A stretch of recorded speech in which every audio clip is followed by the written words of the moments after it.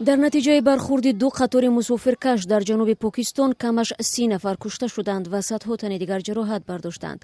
Ба гуфтаи мақомот, мумкин аст теъдоди қурбониёни фалокат ки рӯзи 7 июн рух дод бештар шавад.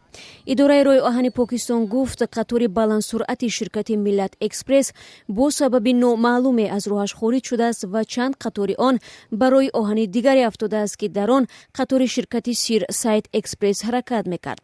Дар маҷмӯъ дар ду қатор тақрибан 1000 мусофир сафар мекарданд. баъзе аз онҳо соатҳо дар байни оҳанҳои ба ҳам печидаи қаторҳо монданд, чун мошину таҷҳизоти лозимӣ барои раҳо кардани онҳо дер расидааст.